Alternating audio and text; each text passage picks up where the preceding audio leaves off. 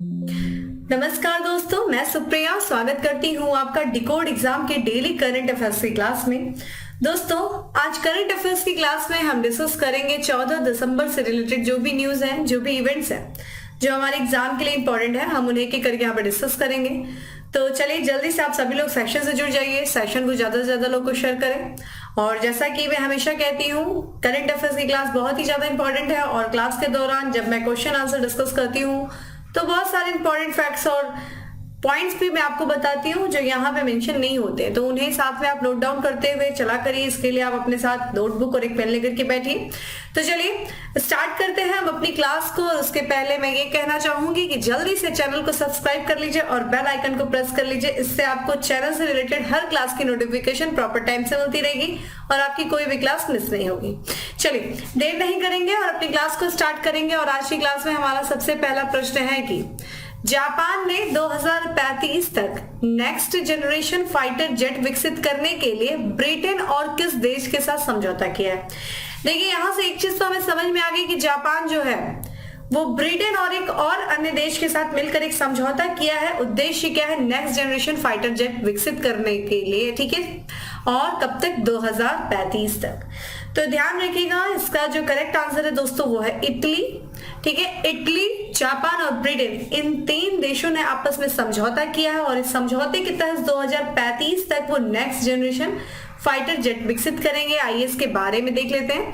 तो अभी जापान की जो गवर्नमेंट है उन्होंने ये घोषणा किया है कि जापान जो है वो समझौता कर रहा है किसके किसके साथ? ब्रिटेन और इटली के साथ। और ये तीनों देश जो है वो संयुक्त रूप से अगली पीढ़ी यानी कि नेक्स्ट जनरेशन फाइटर जेट विमान का निर्माण करेंगे, ठीक है।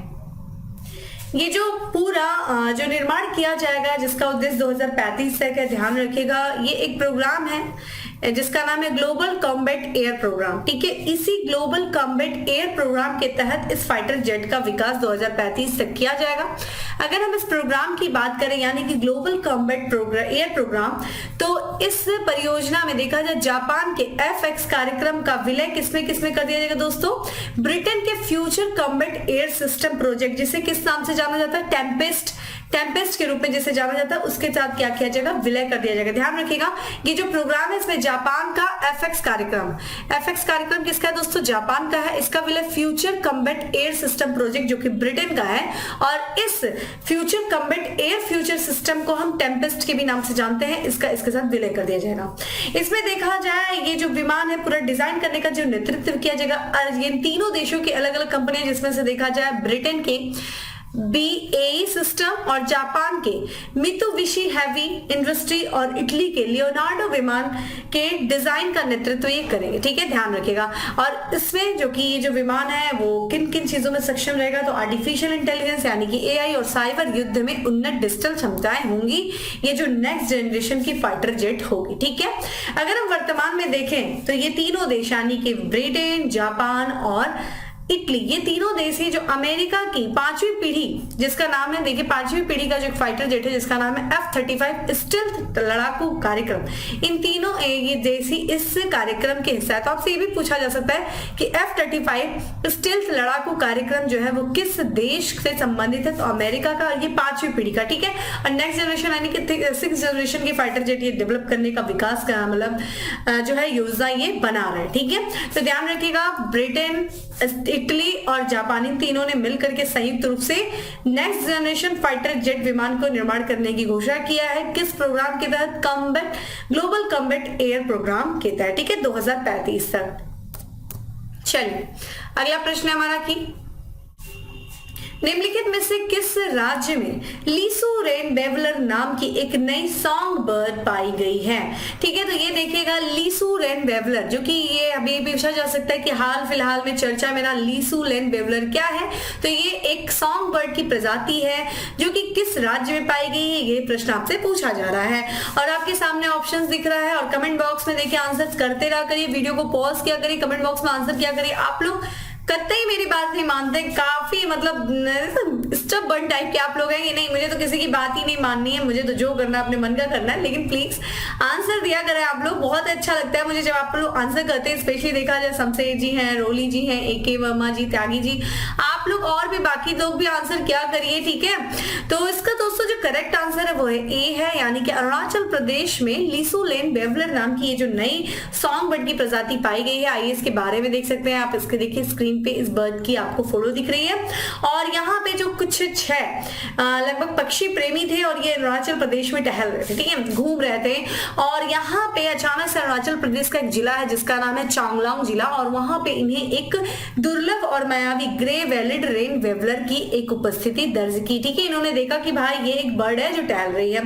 यहाँ की जो शोधकर्ताओं ने सॉन्ग बर्ड की एक नई प्रजाति को रिकॉर्ड किया, ठीक है, कि इनको दिखा एक प्रजाति है सॉन्ग बर्ड की, नई प्रजाति वहां पे दिखी इनको, ठीक है। और इसका नाम उन्होंने किसका नाम रख दिया, किसके नाम पे, तो वहां पे एक स्थानीय जनजातीय समुदाय, एक स्थानीय समुदाय है जिसका नाम है लीसू, ठीक है। लीसू के नाम पे इन्होंने इस सॉन्ग बर्ड का नाम रख दिया, क्या रख दिया, लीसू रेन वेवलर, ठीक है।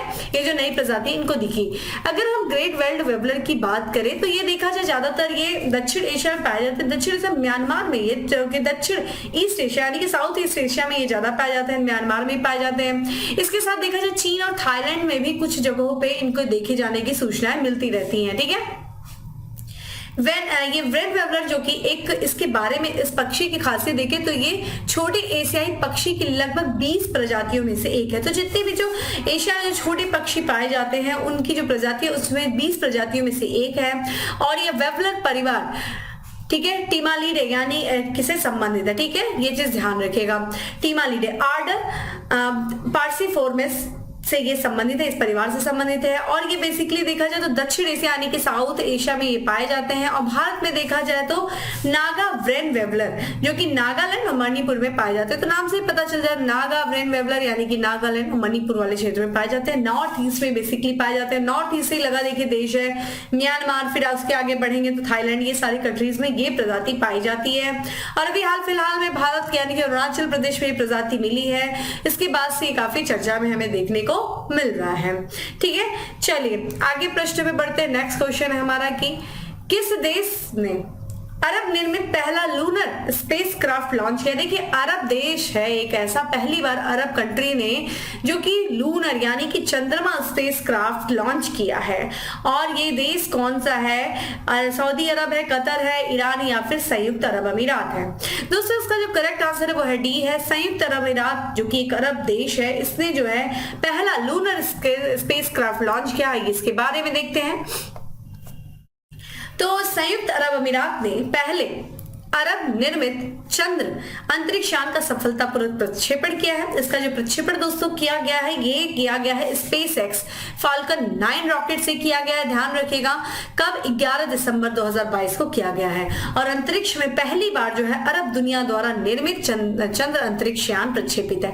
ध्यान रखिएगा ये अरब का कोई, अरब जो देशन से जितने भी अरब कंट्रीज में से निर्मित ये पहला अंतरिक्ष यान है जो कि कहां पे गया, चंद्रमा से संबंधित ये अंतरिक्ष यान है, ठीक है, अरब देश में निर्मित है। और किसके द्वारा, तो संयुक्त अरब अमीरात के द्वारा निर्मित किया गया है, जिसको प्रक्षेपित किया गया है स्पेस एक्स फाल्कन 9 रॉकेट के द्वारा। और इसका प्रक्षेपण दोस्तों जो हुआ है किस स्टेशन से, तो फ्लोरिडा के, ठीक है, संयुक्त राज्य अमेरिका का ये स्टेट है फ्लोरिडा, और वहीं के cap Canaveral space force station से इसको लॉन्च किया गया है। इसकी बात करें तो इसमें देखिए एक रोवर है जिसका नाम है रशीद रोवर, ठीक है। रशीद रोवर को जो बनाया गया है वो संयुक्त अरब अमीरात का जो सबसे बड़ा शहर यानी कि दुबई के मोहम्मद बिन राशिद स्पेस सेंटर के द्वारा इस रोवर को बनाया गया है, जो इस सैटेलाइट के साथ लगाया गया है। और ध्यान रखिएगा इसको जो लैंडर है जिसका देखा जाए जापानी लूनर स्पेस, यहाँ पे एक्सप्लोरेशन कंपनी आई स्पेस द्वारा निर्मित हकुटो आर लैंडर द्वारा चंद्रमा पर उतारा जाना है, ठीक है। तो ये जो लैंडर कौन सा है दोस्तों, इसको किसके द्वारा उतारा जाएगा, तो हकुटो आर लैंडर के द्वारा इसको उतारा जाएगा, जो कि किस कंपनी से किसके द्वारा निर्मित है, ये जापानी लूनर एक्सप्लोरेशन कंपनी आई स्पेस के द्वारा इसको निर्मित किया गया था। ये जो मिशन है माना जा रहा है कि ये जो रॉकेट है ये 2023 अप्रैल में आसपास ये चंद्रमा पर पहुंच जाएगा। राशिद रोवर की बात किया जाए जो कि मोहम्मद बिन राशिद स्पेस सेंटर के द्वारा बनाया गया है, संयुक्त अरब अमीरात से संबंधित है। ये नया और अत्याधुनिक मूल्यवान डेटा, चित्र और अंतर्दृष्टि प्रदान करेगा। चंद्रमा संबंधित जो कुछ भी वहां पे देखेगा उससे संबंधित चीजें ही प्रदान करेगा। साथ ही देखा जाए तो सौर प्रणाली की उत्पत्ति, हमारे ग्रह जीवन से संबंधित मामलों पर वैज्ञानिक डेटा भी एकत्र करेगा, कि ये बताएगा कि किस तरीके से कुछ ऐसा डेटा भी ये संग्रह करेगा जिससे हमें बहुत सारी जानकारी मिलेगी कि ये जो सोलर सिस्टम है उसकी किस तरीके से उत्पत्ति हुई है, जो हमारे ग्रह हैं, ठीक है, और उनका किस तरह से जीवन का जो है जीवन है, अस्तित्व, ये सारी चीजों के बारे में थोड़ा डेटा ये हमें प्रोवाइड करेगा। ये जो स्पेस जो लॉन्च की सैटेलाइट जो लॉन्च की गई है संयुक्त अरब अमीरात के द्वारा, ठीक है। तो ये बहुत ही अपने आप में एक इंपॉर्टेंट चीज है, ठीक है। यहाँ से संबंधित ये प्रश्न पूछा जा सकता है। इस क्वेश्चन को क्या करिएगा आप स्टार कर लीजिएगा, ठीक है। इस लोनर का भी नाम, इस रोवर का भी नाम ध्यान रखिएगा, रशीद रोवर नाम है, ठीक है। चलिए इसके पहले हम आगे बढ़े, हम देख लेते हैं संयुक्त अरब अमीरात जो कि अरब का एक देश है, और यहाँ पे आप देखने को मिल रहा है यूनाइटेड अरब अमीरात, ठीक है।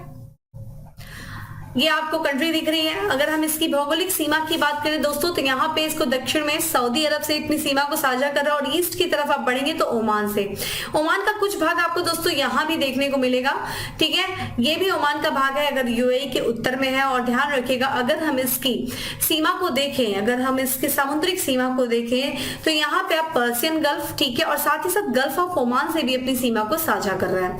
देखिए आपको यहाँ पे स्ट्रेट ऑफ हॉर्मुज दिख रहा है। अगर आप लोग को याद हो, मैंने कई बार बताया, स्ट्रेट ऑफ हॉर्मुज यानी कि जिसे हम ऑयल स्ट्रेट के भी नाम से जानते हैं। स्ट्रेट क्या होते हैं दोस्तों, जो दो जलधाराओं को जोड़ते हैं और दो जो है भौगोलिक जो क्षेत्र को अलग करते हैं। और हम भौगोलिक क्षेत्रों की बात करें दोस्तों, तो स्ट्रेट ऑफ हॉर्मुज देखिए ईरान को ओमान से अलग कर रहा है, और पर्सियन गल्फ को गल्फ ऑफ ओमान से क्या कर रहा है, कनेक्ट कर रहा है, ठीक है। और यहीं पे आपको पर्सियन गल्फ में ही यूएई की कैपिटल अबू धाबी देखने को मिलेगा, ठीक है।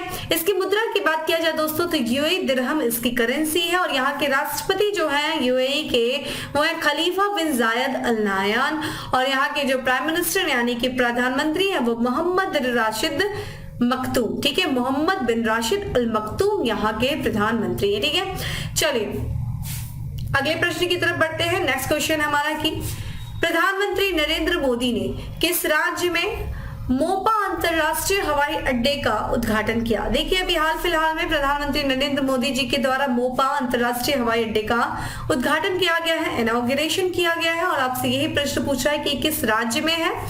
तो इसका जो करेक्ट आंसर है दोस्तों वो है गोवा।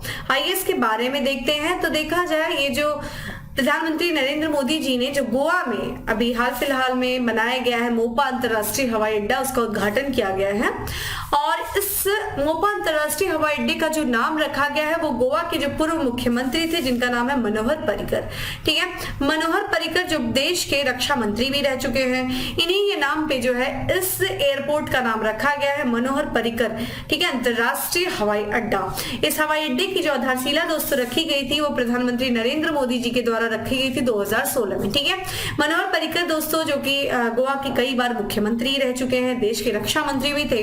और आप मुझे ये बताइए कि इनको अभी हाल ही में जो है देश का नागरिक पुरस्कार, ठीक है, दिया गया था। कौन सा नागरिक पुरस्कार दिया गया था इनको? मरणोपरांत हाल फिलहाल में जो इनको मनोहर पर्रिकर जी को ये पुरस्कार प्रदान किया गया था, ठीक है। चलिए आगे बढ़ते हैं। नेक्स्ट क्वेश्चन हमारा कि हाल ही में सुप्रीम कोर्ट के न्यायाधीश के रूप में किसे नियुक्त किया गया? देखिए सुप्रीम कोर्ट में नए न्यायाधीश आए हुए हैं, उनका नाम आपसे पूछा जा रहा है कि अभी हाल ही में किसे नियुक्त किया गया है। चीफ जस्टिस ऑफ इंडिया के द्वारा इनको शपथ दिलाई गई। कौन है ये मुख्य माफ करिएगा न्यायाधीश, ठीक है। तो दोस्तों इनका देखिए ऑप्शंस आपको दिख रहा है, कमेंट बॉक्स में आंसर करते रहिए, साथ में वीडियो को पॉज करो, आप लोग जल्दी से कमेंट बॉक्स में आंसर करो। और इसका दोस्तों जो करेक्ट आंसर है वो है दीपांकर दत्ता, ठीक है। दीपांकर दत्ता को अभी हाल फिलहाल में सुप्रीम कोर्ट का न्यायाधीश नियुक्त किया गया। इनके बारे में देख लेते हैं। स्क्रीन पे आप दीपांकर दत्ता जी की तस्वीर देख रहे हैं, और ये ध्यान रखिएगा ये सुप्रीम कोर्ट के मुख्य न्यायाधीश नियुक्त होने, माफ करिएगा, सुप्रीम कोर्ट के न्यायाधीश नियुक्त होने से पहले ये बॉम्बे हाई कोर्ट के पूर्व मुख्य न्यायाधीश थे। और इनको अभी हाल ही में यानी कि 12 दिसंबर को भारत के जो मुख्य न्यायाधीश है यानी कि चीफ जस्टिस ऑफ इंडिया कौन है दोस्तों? डीवाई चंद्रचूड़, उन्होंने सुप्रीम कोर्ट के न्यायाधीश के रूप में शपथ दिलाया, ठीक है। यहाँ पे हम बात करें इनकी जो नियुक्ति हुई है, जैसा कि आपको पता है न्यायालय में अभी जो न्यायाधीशों की जो सर्वोच्च न्यायालय में न्यायाधीशों की जो स्वीकृति संख्या है वो 34 है। अब इनकी नियुक्ति के साथ ही जो है सुप्रीम कोर्ट में न्यायाधीशों की संख्या कितनी होगी दोस्तों? 28 हो गई। ठीक है, चूंकि 65 वर्ष आयु होती है रिटायरमेंट की, तो यहाँ पे देखा जाए ये जो है 2030 तक यानी कि अगले 8 वर्षों तक ये अदालत में इनका कार्यकाल होगा। 8 वर्षों का कार्यकाल होगा, यानी कि 65 वर्ष की आयु में उनकी सेवानिवृत्ति तक अदालत में उनका लगभग कितने साल का कार्यकाल होगा दोस्तों? तो 8 वर्षों का कार्यकाल होगा। चलिए, मैंने बात किया यहाँ पे DY चंद्रचूड़ जी की बात किया, जो अभी हाल फिलहाल में हम लोगों ने इनके बारे में बात किया था कि ये भारत के नए मुख्य न्यायाधीश हैं। आप मुझे बताएं इनका क्रम क्या है। ठीक है, कौन सा ये सीक्वेंस है, क्योंकि यूयू ललित के स्थान पे इनको जो है नियुक्त किया गया था चीफ जस्टिस ऑफ इंडिया। इनका क्रम बताइए कि किस क्रम के जो है मुख्य न्यायाधीश हैं भारत के, ठीक है, सुप्रीम कोर्ट के। चलिए, अगला प्रश्न है हमारा कि निम्नलिखित में से किस शहर में G20 डेवलपमेंट वर्किंग ग्रुप का आयोजन शुरू हुआ है? ठीक है, देखिए अभी हम लोगों ने बहुत सारी बात की, शेरपा के बारे में बात किया, जो वित्त प्रमुख थे जो G20 के, उनका अभी देखिए बेंगलुरु में हुआ। शेरपा का देखिए कहाँ पे हुआ? उदयपुर में हुआ। अब बात करें G20 डेवलपमेंट वर्किंग ग्रुप का जो आयोजन किया गया है वो किस शहर में किया गया है दोस्तों? ये किया जा रहा है मुंबई। ठीक है, भारत का जो आर्थिक राजधानी है मुंबई में इसका आयोजन किया जा रहा है G20 डेवलपमेंट वर्किंग ग्रुप का। ये 4 दिनों तक चलने वाला जो ग्रुप का एक तरीके से बैठक है, 4 दिनों तक चलेगी। 13 तारीख से लेकर के दोस्तों 13 से लेकर के 16 दिसंबर के बीच में। ठीक है, और भारत की अध्यक्षता में मुंबई में इसका आयोजन किया जा रहा है G20 डेवलपमेंट वर्किंग ग्रुप की बैठक का। ठीक है, इस बैठक में देखा जाए जितने भी G20 जो ग्रुप है उसके सदस्य देश, साथ ही साथ अतिथि देश और आमंत्रित अंतरराष्ट्रीय संगठन जो है व्यक्तिगत रूप से इस बैठक में भाग लेंगे। बैठक में जो है भारतीय अध्यक्षता में किन किन विषयों पर कार्यक्रम आयोजित किया जाएगा? तो देखिए 2 विषयों पर कार्यक्रम आयोजित किया जाए। सबसे पहले तो विकास के लिए डेटा 2030 एजेंडा को आगे बढ़ाने में G20 की भूमिका, और साथ ही साथ ध्यान रखिएगा हरित विकास के लिए लाइफ स्टाइल फॉर एनवायरमेंट को अपनाना विषय पर 2 कार्यक्रम पर आयोजित किया गया है इस बैठक को। ठीक है, तो ध्यान रखिएगा जो 2030 तक का जो एजेंडा है उसको आगे बढ़ाने के लिए उसमें G20 देशों की क्या भूमिका रहेगी इस पे चर्चा किया जाएगा। और लाइफ के बारे में हम लोगों ने बात किया था, जिसको लेकर देखिए इसी साल लागू किया गया प्रधानमंत्री नरेंद्र मोदी जी के द्वारा, जिसको COP26 यानी कि जो ग्लासगो में जब COP26 का जलवायु परिवर्तन पर कॉन्फ्रेंस ऑन पार्टीज 26 हुआ था, उस दौरान लाइफ जो अभियान है उसको लाइफ मिशन को प्रधानमंत्री नरेंद्र मोदी जी द्वारा प्रस्तुत किया गया था। लाइफ यानी कि पर्यावरण के अनुकूल अपने जीवन शैली को अपनाना, लाइफ स्टाइल फॉर एनवायरमेंट। तो ये था इसको अपनाने के लिए संबंधित जो बात किया गया है इस बैठक में। एजेंडा जो है क्या तय है, किस पे चर्चा करना है? तो जितने भी जो विकासशील देश हैं, जो लीस्ट डेवलप्ड कंट्री हैं यानी कि जो सबसे कम विकसित देश हैं, और द्वीपीय देशों में विकास संबंधी मुद्दों पर चर्चा करना। तो जितने भी जो डेवलपिंग कंट्रीज हैं और जो लीस्ट डेवलप्ड कंट्री हैं और जितने भी आइलैंड्स वगैरह है जो कंट्री हैं, इनके बारे में इनका किस तरीके से विकास हो, इनका किस तरीके से डेवलपमेंट हो, उस सारे मुद्दों पर जो है इस बैठक में चर्चा की जाएगी। ठीक है, चलिए G20 से रिलेटेड सारी चीजें अच्छे से देख लीजिए। देखिए भारत पहली बार जो है G20 की अध्यक्षता करने जा रहा है 2023 में। ठीक है, ये चीज ध्यान रखिएगा। चलिए आते हैं हम अपने अगले प्रश्न पे, और हमारा नेक्स्ट क्वेश्चन है कि हाल ही में चर्चा में रहा शिशुपाल पहाड़ किस राज्य में स्थित है? देखिए अभी हाल फिलहाल में देखा जाए तो शिशुपाल पहाड़ चर्चा में रहा है। और आपसे अगर देखा जाए तो अगर इंडियन ज्योग्राफी के जो फिजिकल ज्योग्राफी आपसे पूछी जाती है तो इसलिए इंपॉर्टेंट हो जाता है ये क्वेश्चन आपके लिए। और ये दोस्तों इसका जो करेक्ट आंसर है वो है छत्तीसगढ़। ठीक है, तो छत्तीसगढ़ राज्य में शिशुपाल पहाड़ जो है वो स्थित है। आइए देखते हैं क्यों चर्चा में है। तो देखिए ये छत्तीसगढ़ राज्य में स्थित है ये शिशुपाल पहाड़, और जो वर्तमान में छत्तीसगढ़ के जो मुख्यमंत्री हैं जिनका नाम है भूपेश बघेल। देखा जाए भूपेश बघेल जो वहां पे महासमुंद जिला है जहां पे ये पहाड़ी स्थित है, ठीक है, वहां पे सरायपाली में स्थानीय लोगों से मुलाकात करने के दौरान इस शिशुपाल पहाड़ी को एक पर्यटन स्थल के रूप में विकसित करने का उन्होंने घोषणा कर दी। ठीक है, जिसके बाद से ये शिशुपाल पर्वत जो है चर्चा में आ गया। ठीक है, इस पहाड़ी पे देखा जाए तो जैसे इन्होंने डिक्लेयर किया कि भाई अब ये एक पर्यटन स्थल के रूप में इसको विकसित किया जाएगा। ठीक है, उसके साथ ही देखा जाए तो अब इस पहाड़ी पर ट्रैकिंग की जाएगी, पर्यटकों के लिए कई मूलभूत सुविधाएं जो है वो स्थापित किया जाएगा। ये सारी योजना के तहत जो है किया गया। अगर हम शिशुपाल पहाड़ी की बात करेंगे, भाई इसका नाम शिशुपाल क्यों पड़ा? तो ऐसी मान्यता थी दोस्तों कि इस पहाड़ी पर कभी एक शिशुपाल नाम का जो है राजा वो शासन किया करता था। शिशुपाल राजा का महल हुआ करता था। और फिर उसके बाद ऐसा माना जाता है कि जो कुछ मान्यता ऐसी थी कि शिशुपाल के समय जब है अंग्रेजों ने इस पूरे पहाड़ी को घेर लिया और शिशुपाल जो राजा थे वो आत्मसमर्पण नहीं करना चाहते थे, तो उन्होंने क्या किया, अपने घोड़े पर वो बैठे और घोड़े की आंखों में क्या किया, पट्टी बांध दी और छलांग मार दिया पहाड़ों के नीचे। ठीक है, जिसके पास से ही इस पहाड़ी का नाम जो है शिशुपाल पर्वत रखा गया और यहाँ के पास में एक जलप्रपात है, ठीक है, वाटरफॉल है जिसका नाम घोड़ाधार जलप्रपात रखा गया। ठीक है, इसी कारण से जो ये स्टोरी प्रचलित है। छत्तीसगढ़ की बात करें दोस्तों तो छत्तीसगढ़ में पर्यटन से स्थानीय स्तर पर रोजगार को बढ़ावा देने की नीति से यहाँ के युवाओं के लिए आमदनी के नए अवसर मिलेंगे। देखिए छत्तीसगढ़ जो सरकार है वो लगातार जो है जो है टूरिस्ट को, ठीक है, बढ़ाने का, टूरिस्ट एक तरीके से कैपिटल बनाने का प्रयास कर रही है छत्तीसगढ़ जो कैपिटल उसको, और लगातार वहां पे पर्यटन क्षेत्र को बढ़ावा देने के लिए नए नए क्षेत्रों का विकास कर रही है। और इससे क्या होगा, जब पर्यटन क्षेत्र को बढ़ावा मिलेगा तो नए नए रोजगार सृजन होंगे। ठीक है, हमने आपको ये सबसे ज्यादा चीजें बताई थी किस तरीके से इन्वेस्टमेंट बढ़ेगा। ठीक है, जब पर्यटक आएंगे तो वो स्थानीय बाजारों का विकास होगा, पर्यटक आएंगे तो सरकार जो है नए नए एक तरीके से इंफ्रास्ट्रक्चर डेवलप होंगे, जैसे कि होटल बनेंगे, बहुत सारी और सुविधाएं बनेंगी। जब होटल बनेंगे, कंस्ट्रक्शन का वर्क, तो यानी कि लेबर वहां पे जो है रोजगार का सृजन होगा। फिर अगर जब होटल बन जाएगा तो होटल में कार्य करने वाले लोगों को नए रोजगार मिलेंगे। तो इस तरीके से एक पर्यटन क्षेत्र को बढ़ावा देकर के आप उस क्षेत्र का आर्थिक विकास कर सकते हैं। और ये लगातार देखिए हर क्षेत्र में हमें देखने को मिल रहा है। ठीक है, हर राज्य सरकार, ना सिर्फ राज्य सरकार, अगर हम कंट्री के लेवल पे भी देखें तो लगातार भारत सरकार भी ये प्रयास कर रही है कि भारत में पर्यटन क्षेत्रों को बढ़ावा दिया जाए। पर्यटन से क्या होगा, स्थानीय बाजारों का और देश का भी विकास हो सकेगा। ठीक है, इसी को ध्यान में रखते हुए छत्तीसगढ़ सरकार ने ये फैसला लिया है। अब बात करेंगे हम छत्तीसगढ़ के बारे में। देखिए छत्तीसगढ़ की अगर बात की जाए, ये है आपके सामने भारत का मैप और यहाँ आपको दिख रहा है छत्तीसगढ़। छत्तीसगढ़ देखिए मध्य प्रदेश से अलग हुआ था और ये पूरी तरीके से लॉक्ड स्टेट है, यानी कि चारों तरफ से ये राज्यों से घिरा हुआ स्टेट है। अगर हम इसकी सीमाओं को देखें तो उत्तर में यहाँ पे उत्तर प्रदेश से, फिर यहाँ पे झारखंड से, फिर उड़ीसा से दोस्तों, थोड़ी सीमा इसकी आंध्र प्रदेश से, फिर तेलंगाना से और फिर महाराष्ट्र से और फिर मध्य प्रदेश से अपनी सीमा को साझा करता है।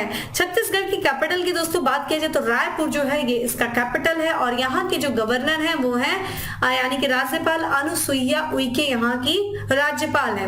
मुख्यमंत्री की दोस्तों बात किया जाए यानी कि चीफ मिनिस्टर की, तो भूपेश बघेल वो यहाँ के मुख्यमंत्री। और संसदीय क्षेत्र की बात किया जाए तो राज्यसभा में इसकी 5 सीटें हैं और लोकसभा में इसकी 11 सीटें हैं। ठीक है, तो छत्तीसगढ़ से संबंधित ये चीजें हमें देखिए, आप मुझे कमेंट बॉक्स में आंसर करें कि छत्तीसगढ़ जो है वो मध्य प्रदेश से किस वर्ष अलग होकर के नया राज्य बना था। ठीक है, छत्तीसगढ़ से संबंधित कुछ और भी न्यूज अभी हाल फिलहाल में चर्चा में रही, जैसे कि 11 दिसंबर को भारत के यानी कि देश के प्रधानमंत्री नरेंद्र मोदी जी ने छत्तीसगढ़ की पहली वंदे भारत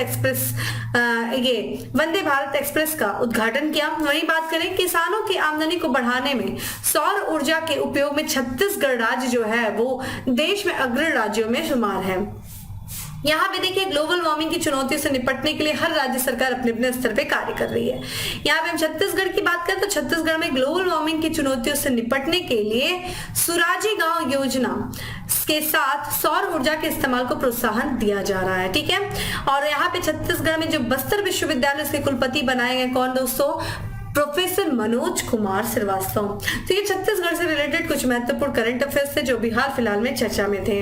आते हैं हम अपने अगले प्रश्न पे। नेक्स्ट क्वेश्चन है हमारा कि निम्नलिखित में से किस राज्य में अंडर द साल थिएटर फेस्टिवल का 13वां संस्करण आयोजित किया जाएगा। ठीक है, अंडर द साल वृक्ष के नीचे जो ओपन थिएटर फेस्टिवल है इसका 13वां संस्करण दोस्तों जो आयोजित किया जाएगा वो किया जाएगा नॉर्थ ईस्ट स्टेट यानी कि असम में किया जाएगा। आइए इसके बारे में देख लेते हैं। तो असम में आने वाला जो 15 तारीख है यानी कि कल अंडर द साल, ठीक है, अंडर द साल यहाँ पे थिएटर फेस्टिवल का 13वां संस्करण शुरू होगा। ठीक है, जो ये साल वृक्ष आप तस्वीर में देख सकते हैं, यहाँ पे जो है ओपन थिएटर का जो है एक तरीके से आयोजन किया जाता है और इसका नाम क्या है, अंडर द साल थिएटर फेस्टिवल, और ये इस वक्त 13वां संस्करण है। इस फेस्टिवल में देखा जाए तो असम के गोलपारा जिले के रामपुर में, ठीक है, बडुगुड्डप्पा कला केंद्र में मनाया जाएगा। ठीक है, इस फेस्टिवल का जो आयोजन किया जाएगा वो क्या गया, कहाँ किया जाएगा, बडुंग डुप्पा कला केंद्र।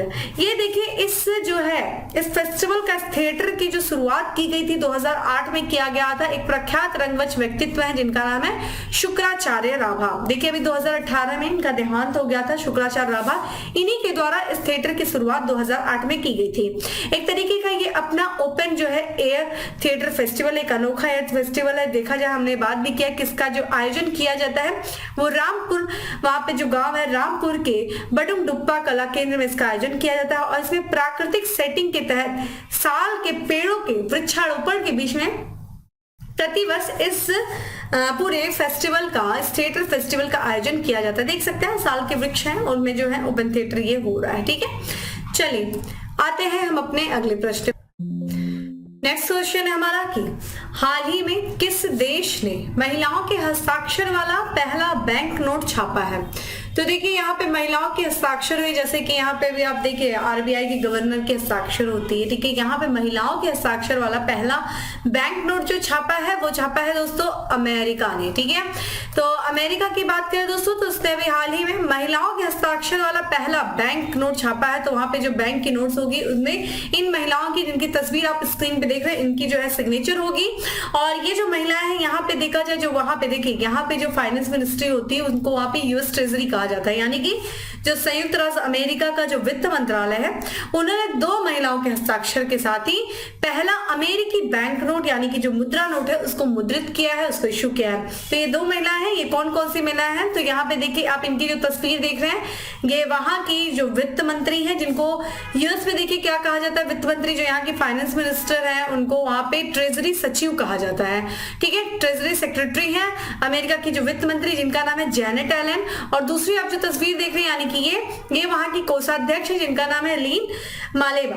ठीक है, इनके सिग्नेचर का जो है वहां पे एक मुद्रा जो है इशू की गई है। और ये कौन कौन सी मुद्रा, $1 पे और यहाँ पे जो है $5 के मूल्य की ये करेंसी को इशू किया गया है। ठीक है, जेनेट एलन की दोस्तों बात किया जाए तो यहाँ वहां का जो सेंट्रल बैंक, जिसे हम फेडरल बैंक कहते हैं, अमेरिका के जो सेंट्रल बैंक को फेडरल बैंक कहा जाता है। और ये फेडरल बैंक की पहली महिला अध्यक्ष थी। ठीक है, जेनेट एलन।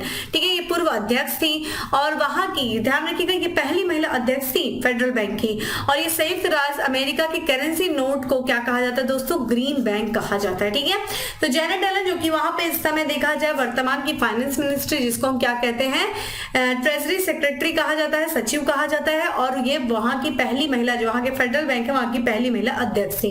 कमेंट बॉक्स में मुझे आंसर करें कि वर्तमान में जो फेडरल बैंक है, फेडरल रिजर्व बैंक है यूएस का, उसकी वर्तमान में अध्यक्ष कौन है, आप मुझे बताएं। चलिए आगे बढ़ते हैं और अपने लास्ट क्वेश्चन की तरफ पढ़ते हैं। लास्ट क्वेश्चन है हमारा कि निम्नलिखित में से किस संस्था ने लिंग उत्तरदायी शहरी गतिशीलता और सार्वजनिक स्थानों को सक्षम करने पर टूल किट लॉन्च किया है। नीति आयोग, विश्व व्यापार संगठन, विश्व बैंक या फिर अंतरराष्ट्रीय मुद्रा कोष। Correct answer is C, world bank ने जो है इस टूल किट को जो है लॉन्च किया है। ये बात करते हैं इस टूल किट के बारे में। ठीक है, तो अभी हाल फिलहाल में देखा जाए जो विश्व बैंक यानी कि वर्ल्ड बैंक है, उसने एक टूल किट जो है जारी किया है, टूल किट। और इसका देखिए नाम क्या है, किस शीर्षक के साथ जारी किया है, तो ये लिंग उत्तरदायी शहरी गतिशीलता और सार्वजनिक स्थानों को सक्षम करने पर टूल किट, यानी कि tool kit on enabling gender responsive urban mobility and public spaces in India. ठीक है, इसको लॉन्च किया है। और ये देखा जाए यहाँ पे जो तमिलनाडु की जो कैपिटल है चेन्नई, यानी कि चेन्नई में एक सत्र, एक सेशन आयोजित किया गया था। और उसी में देखा जाए तो जो वर्ल्ड बैंक और साथ ही साथ जो चेन्नई शहरी मेट्रोपॉलिटन ट्रांसपोर्ट अथॉरिटी है, उनके द्वारा जो है इस टूल किट को लॉन्च किया गया है चेन्नई में। ठीक है, इस टूल किट की बात करें जिसका उद्देश्य देखिए क्या है, जितने जो भारत में जो शहर हैं उन शहरों में जो सार्वजनिक परिवहन है, ठीक है, जो पब्लिक ट्रांसपोर्टेशन है, पब्लिक ट्रांसपोर्ट है, उनको इस तरीके से डिजाइन किया जाए, उनका जो है जो डिजाइन करने का तरीका या फिर उनको इस तरीके से मार्गदर्शन दिया जाए है कि जितनी जो महिलाएं हैं जब वो पब्लिक ट्रांसपोर्ट को यूज करती हैं तो उनको जो जो चीजें आवश्यक होती हैं या फिर उनके लिए जो आवश्यक होता है उन सारी चीजों का उसमें समावेश हो। ठीक है, तो अधिक से अधिक महिलाओं को, ठीक है, एक तरीके से ऐसा ट्रांसपोर्ट सिस्टम हमें बनाना चाहिए कि महिलाएं जो है प्रेरित हो सके ज्यादा से ज्यादा सार्वजनिक परिवहन को इस्तेमाल करने के लिए। तो इस तरीके का परिवहन डिजाइन करना जिससे कि ऐसा कि उसमें सारी महिलाओं की आवश्यकता वाली चीजें जो है उपलब्ध हो। ठीक है, तो महिलाओं की यात्रा आवश्यकताओं के लिए अधिक समावेशी हो सके। ठीक है, सर्वेक्षण में कुछ ये भी पाया गया, देखिए एक सर्वे किया गया और ये पाया गया कि देखा जाए यहाँ पे 2004 से लेकर के 2019 के बीच में एक सर्वे किया गया और इसमें ये पाया गया कि जो पुरुष हैं, ठीक है, जो इंडिया के जो पुरुष हैं जो काम पर जाने वाले हैं, जो काम पर जाने के लिए वो क्या करते हैं, 2 व्हीकल्स यानी कि 2 पहिए वाहनों का इस्तेमाल करते हैं। लेकिन अगर ये महिलाएं जब वर्क पे जाती हैं तो ये ज्यादातर जो है ऑटो रिक्शा या टैक्सी का इस्तेमाल करती हैं।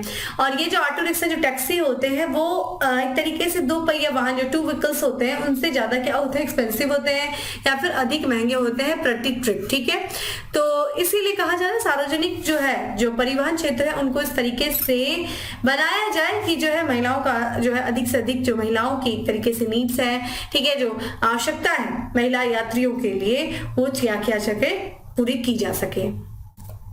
यहाँ पे अगर हम बात करें कि जो वित्त वर्ष है यानी कि 2019-20 में एक सर्वे किया गया, एक डेटा रिलीज किया गया, उसमें ये बताया गया कि 19 और 20 के बीच में 22.8% के साथ भारत में विश्व स्तर पर सबसे कम महिला श्रम बल भागीदारी दर है। ठीक है, तो ये एक सर्वे किया गया था। बेसिकली देखा जाए ये जो टूल किट है ये किसके द्वारा लॉन्च किया गया ये ध्यान रखिएगा। और सर्वे के दौरान कुछ बातें की गई हैं, ठीक है, कुछ चीजें बताई गई हैं और कि किस तरीके से हमारे परिवहन सिस्टम को डिजाइन किया जाना चाहिए, ठीक है, ताकि ज्यादा से ज्यादा लोग इसका इस्तेमाल कर सके। कुछ और भी सर्वे किया गया, इसमें ये भी बताया गया कि जो पुरुष वर्ग है वो किस तरीके से जो है कॉमर्शियल जो है पब्लिक ट्रांसपोर्ट का इस्तेमाल कर रहा है या फिर पर्सनल जो है व्हीकल्स उनका इस्तेमाल कर रहा है। तो ये सारी चीजों के बारे में इस टूल किट में बताया गया है। तो दोस्तों इस तरीके से था आज का हमारा 10 MCQ। अब बात करते हैं फैक्ट्स ऑफ द डे में। और फैक्ट्स ऑफ द डे में सबसे पहला फैक्ट है कि देखिए कुछ राज्यों में इलेक्शन हुआ है, गुजरात था, हिमाचल प्रदेश था और रिजल्ट आ गया है जिसमें से देखा जाए गुजरात के जो 18वें मुख्यमंत्री बने हैं दोस्तों वो भूपेंद्र पटेल ने देखिए दूसरी बार यहाँ के मुख्यमंत्री बने हैं। और अगर मुख्यमंत्री के क्रम में देखा जाए तो ये 18वें मुख्यमंत्री गुजरात के बने हैं। हाल में देखा जाए न्यूयॉर्क स्थित फेडरल रिजर्व बैंक में भारतीय मूल की प्रथम उपाध्यक्ष के रूप में किसे नियुक्त किया गया दोस्तों, सुष्मिता शुक्ला। देखिए 2 बार आज हम लोगों ने बात किया फेडरल रिजर्व बैंक जो वहां का केंद्रीय बैंक है संयुक्त राज्य अमेरिका का, और वहां के प्रथम उपाध्यक्ष के रूप में ये भारतीय मूल की है, प्रथम उपाध्यक्ष के रूप में सुष्मिता शुक्ला जी। ठीक है, इसलिए ये बहुत इंपॉर्टेंट हो जाता है, ध्यान रखिएगा। वहीं बात करें हिमाचल प्रदेश का भी इलेक्शन हुआ। देखिए कांग्रेस की सरकार है और कांग्रेस के जो यहाँ पे जो मुख्यमंत्री बने हैं 15वें मुख्यमंत्री बने हैं उनको शपथ कैसे लिया दोस्तों, सुखविंदर सिंह। ठीक है, सुखविंदर सिंह हिमाचल प्रदेश के 15वें मुख्यमंत्री के रूप में इन्होंने शपथ लिया। वहीं बात करें हाल ही में दूसरी बात ऑस्ट्रेलिया का प्रतिष्ठित डॉन अवार्ड, ठीक है, डॉन अवार्ड किसने जीता, वो एशले बार्टी जो कि टेनिस खिलाड़ी है। ठीक है, वहीं आज का last fact of the day है कि वनडे क्रिकेट के इतिहास में सबसे तेज यानी कि 126 गेंदों में दोहरा शतक किससे लगाया दोस्तों, ईशान किशन ने। ठीक है, ईशान किशन के द्वारा ये इतिहास रचा गया। तो इस तरीके से था दोस्तों आज का हमारा करंट अफेयर्स जिसमें हम लोगों ने बहुत सारी चीजों के बारे में बात किया। कुछ हमने क्लास के दौरान आपसे क्वेश्चन भी पूछे, उम्मीद है आप उसका आंसर करेंगे। और डेली करंट अफेयर्स की जो पीडीएफ है वो डिकोड एग्जाम के टेलीग्राम ग्रुप पे मिल जाएगी जिसका लिंक आपको डिस्क्रिप्शन बॉक्स में दिया हुआ है। लिंक को ज्वाइन करिए और डेली करंट अफेयर्स की पीडीएफ को डाउनलोड करके अपना कुछ शॉर्ट नोट्स पे बनाते रहिए। बाकी सेशन अच्छा लगा हो तो लाइक करना नहीं भूलें, ज्यादा से ज्यादा लोगों को शेयर करें और कोई भी प्रॉब्लम हो तो आप कमेंट बॉक्स में आंसर करिए। मैं आप सभी लोग के आंसर को देखती हूँ। हाँ, संभव नहीं हो पाता है कि मैं सबका रिप्लाई करूँ, लेकिन हाँ मैं आंसर प्रॉपर सबका देखती हूँ, मुझे काफी अच्छा लगता है। आंसर आप लोग करते रहे, ठीक है। फिर मिलते हैं नेक्स्ट सेशन में, तब तक के लिए bye, have a good day, stay safe and stay happy.